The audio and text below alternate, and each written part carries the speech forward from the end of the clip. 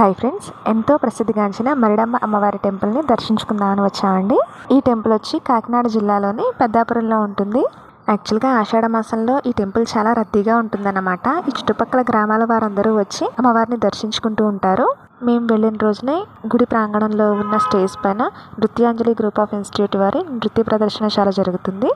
యాక్చువల్గా ఈ మరిడమ్మవారి జాతరను ప్రతి సంవత్సరం జ్యేష్ఠ మాసంలోని అమావాస్య నుంచి ప్రారంభమై ఆషాఢంలోని అమావాస్య వరకు 37 రోజుల పాటు ఎంతో వైభవంగా జరుపుతారు. మేము వెళ్ళేటప్పుడు దర్శనానికంటే ముందు ఇలా అమ్మవారి ఫ్రేమ్ను గుమ్మం వద్ద ఉంచారు.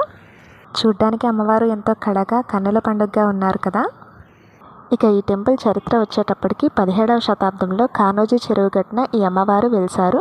కాబట్టి ఈ అమ్మవారిని మారెమ్మ అని కూడా పిలిచేవారు. ఆ తల్లే ఇక్కడ మరిడమ్మగా ప్రఖ్యాతిగాంచారు. ఈ వీడియో నచ్చితే ఒక లైక్ చేసి ఛానల్ని సబ్స్క్రైబ్ చేయండి. హాయ్ ఫ్రెండ్స్, ఎంతో ప్రసిద్ధిగాంచిన మరిడమ్మ